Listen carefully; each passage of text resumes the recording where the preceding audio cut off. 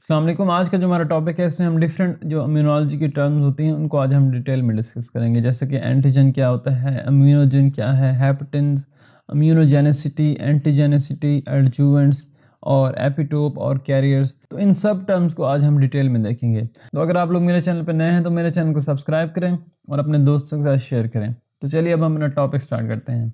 तो सबसे पहले हम देखते हैं कि एंटीजन क्या होता है। एंटीजन ऐसा सब्सटेंस होता है जिसको हमारी एंटीबॉडी और जो होते हैं टी सेल्स वो रिकॉग्नाइज करते हैं। अब ये जो एंटीजन होता है इस पूरे के पूरे एंटीजन को एंटीबॉडी या जो होते हैं टी सेल वो रिकॉग्नाइज नहीं करते, बल्कि एंटीजन का एक स्पेसिफिक रीजन होता है उसको ये एंटीबॉडी जो है या जो होते हैं टी सेल्स वो रिकॉग्नाइज करते हैं। तो उस रीजन को हम कहते हैं एपिटोप। यानी कि एपिटोप क्या होगा, एक स्पेसिफिक पोर्शन होगा एंटीजन को जिसको हमारा जो एंटीबॉडी होगा और जो टी सेल्स होंगे वो फॉरेन कंसीडर करेंगे और उसके ऊपर जाके अटैच हो जाते हैं। और जब इन एंटीजन्स के ऊपर एंटीबॉडी और जो टी सेल्स होते हैं जब वो अटैच होते हैं या रिकॉग्नाइज कर लेते हैं तो उसके बाद क्या होता है, इम्यून सिस्टम एक्टिवेट हो जाता है। लेकिन सारे के सारे जो एंटीजन होते हैं वो इम्यून सिस्टम को एक्टिवेट नहीं करवा सकते। तो इसी बेस के ऊपर हम एंटीजन को दो क्लासेस में डिवाइड करते हैं। एक जो होती है टाइप उसको हम कहते हैं इम्यूनोजन। यानी इम्यूनोजन एंटीजन की वो टाइप होती है जो क्या कर सकती है, इम्यून सिस्टम को एक्टिवेट करवा सकती है। तो उसको हम क्या कहते हैं, इम्यूनोजन कहते हैं। और जबकि दूसरी एक टाइप होती है एंटीजन की जिसको हम कहते हैं हेपेटिन।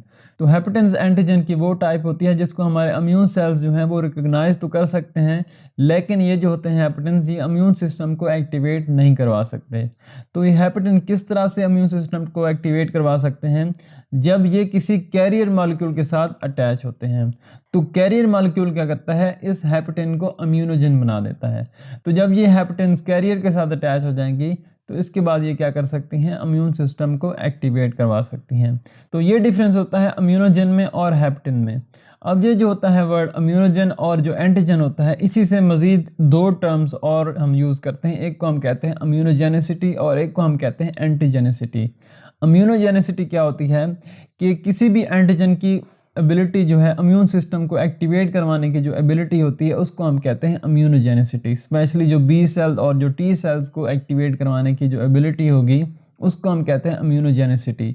और एंटीजेनेसिटी क्या होती है, किसी भी एंटीजन की इम्यून सेल्स के साथ बाइंड करने की जो एबिलिटी होती है, स्पेशली जो बी सेल और जो टी सेल होते हैं उनके साथ बाइंड करने की जो एबिलिटी होती है उसको हम कहते हैं एंटीजेनेसिटी। यानी एंटीजेनेसिटी जो होती है वो बाइंडिंग से रिलेटेड होती है और जो इम्यूनोजेनेसिटी होती है वो एक्टिवेशन से रिलेटेड होती है। अब ये जो इम्यूनोजेनेसिटी होती है इसमें डिफरेंट जो फैक्टर्स होते हैं वो रिस्पॉन्सिबल होते हैं। इसमें सबसे पहले होता है फॉरेननेस, यानी कि जो भी एंटीजन होगा वो जितना ज़्यादा फॉरेन होगा, जैसे हमारा जो ऑटोइम्यून होता है डिसऑर्डर उसमें क्या होता है, सेल्फ एंटीजन होते हैं।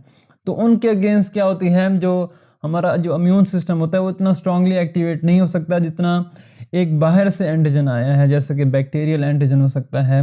या फिर जो ट्रांसप्लांट रिजेक्शन होता है उसमें क्या होता है कि जो एमएससी मॉलिक्यूल होता है उसमें ज़्यादा जितना डिफरेंस आता जाएगा रिसिपिएंट और डोनर में, उतना ज़्यादा जो एंटीजन है वो फॉरेन होगा और क्या होगा, वो इम्यून सिस्टम को उतना ही स्ट्रांगली जो है वो एक्टिवेट करवा सकता है। तो इसके बाद जो मॉलिक्यूलर नेचर होती है एंटीजन की वो डिसाइड करती है इम्यूनोजेनिसिटी को। जैसा कि जो प्रोटीन्स होती हैं वो हाईली इम्यूनोजेनिक होती हैं, इसके बाद होते हैं कार्बोहाइड्रेट्स, फिर होते हैं लिपिड्स और लास्ट में होते हैं डीएनए और आरएनए। इसके बाद जो थर्ड फैक्टर आता है वो होता है मॉलिक्यूलर साइज़, यानी जितना ज़्यादा साइज़ होगा एंटीजन का उतना ज़्यादा ही वो क्या होगा, एंटीजेनिक होगा, क्योंकि उसमें नंबर ऑफ एपिटोप्स जो हैं वो बढ़ते जाएंगे। तो इसी वजह से वो हाईली क्या हो जाएगा, इम्यूनोजेनिक होगा। इसके बाद जो फोर्थ फैक्टर है वो है हेट्रोजेनेसिटी, यानी जितना एंटीजन उसमें वेरिएबिलिटी आती जाएगी तो वो उतना ज़्यादा क्या हो जाएगा, इम्यूनोजेनिक होगा। और जो लास्ट फैक्टर होता है उसको हम कहते हैं डिग्रेडेबिलिटी, यानी कि जितना ज़्यादा एंटीजन डिग्रेडेबल होगा उतना अच्छे से वो एमएससी की मदद से रिप्रेजेंट हो सकता है। अगर आप लोगों को नहीं पता कि एमएससी की मदद से एंटीजन किस तरह से रिप्रेजेंट होता है तो इस पर मैंने अलग से वीडियो बनाई हुई है। इसमें दो मेथड होते हैं, एक को हम कहते हैं एक्सोजीनस और एक को हम कहते हैं एंडोजीनस मेथड। तो इन दोनों टॉपिक्स के ऊपर आप लोगों को वीडियो मिल जाएगी और उसका लिंक मैं डिस्क्रिप्शन में दे दूंगा। तो जैसे मैंने बताया कि जितना अच्छा जो होगा डिग्रेडेबल एंटीजन होगा उतना अच्छे से वो जो है एमएससी की मदद से रिप्रेजेंट होगा, क्योंकि जो एमएससी होता है वो जस्ट क्या करता है, प्रोटीन्स जो होते हैं, प्रोटीनिक नेचर जो होते हैं एंटीजन, सिर्फ उन्हीं को अपनी सरफेस के ऊपर एक्सप्रेस करवा सकता है। तो इसमें होता यह है कि जो बड़ी जो प्रोटीन्स होती हैं उनकी क्या हो जाती है, डिग्रेडेशन होती है, वो स्मॉल पेप्टाइड्स में कन्वर्ट हो जाती हैं। और ये जो स्मॉल पेप्टाइड्स होते हैं ये एमएससी के साथ जाके अटैच होते हैं, और जो सेल होता है स्पेशली जो होते हैं एंटीजन प्रेजेंटिंग सेल, उनकी सरफेस के ऊपर जाके ये एक्सप्रेस हो जाते हैं। तो ये थे इंपॉर्टेंट फैक्टर जो कि इम्यूनोजेनिसिटी में इंपॉर्टेंट रोल प्ले करते हैं। हम खुद से भी इम्यूनोजेनिसिटी को इन्हांस कर सकते हैं। वो किस तरह से, हम जब एडजुवेंट ऐड करते हैं किसी एंटीजन के साथ, तो ये एडजुवेंट क्या करता है, इम्यूनोजेनिसिटी को इन्हांस कर देता है, यानी कि स्ट्रांगली जो है हमारा इम्यून सिस्टम एक्टिवेट हो जाता है।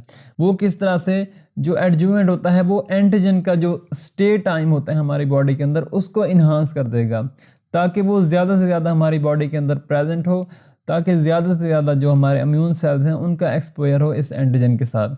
तो जब जितने ज़्यादा इम्यून सेल्स इस एंटीजन के साथ एक्सपोज होंगे उतना स्ट्रांगली जो है हमारा इम्यून सिस्टम एक्टिवेट होगा।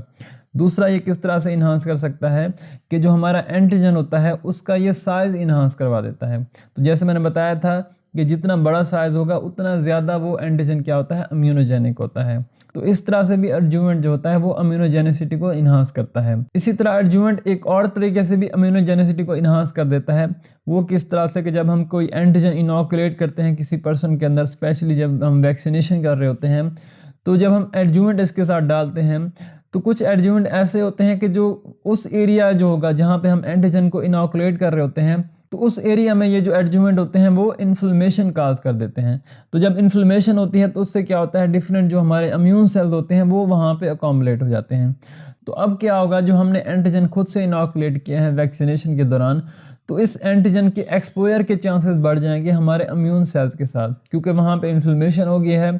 तो इन्फ्लेमेशन में क्या होता है कि वहाँ पे डिफरेंट जो हमारे इम्यून सेल्स होते हैं वो वहाँ पे अकोमोडेट हो जाते हैं। तो वहाँ पे मैक्सिमम चांसेस होंगे कि उनका जो रिस्पेक्टिव होगा टी सेल या जो बी सेल होगा उसका एक्सपोजर होगा इस एंटीजन के साथ, और उसके अगेंस्ट जो है वो एक स्ट्रॉन्ग इम्यून रिस्पॉन्स जो है वो जनरेट हो जाएगा। तो ये काम होता है एडजुवेंट का। तो ये थी इंपॉर्टेंट कुछ इम्यूनोलॉजिकल टर्म्स। आई होप आप लोगों को आज की जो वीडियो है वो अच्छी लगी होगी। अगर आप लोगों को आज की वीडियो अच्छी लगी है तो मेरे चैनल को सब्सक्राइब करें, अपने दोस्तों के साथ शेयर करें। वीडियो देखने का शुक्रिया। अल्लाह हाफिज़।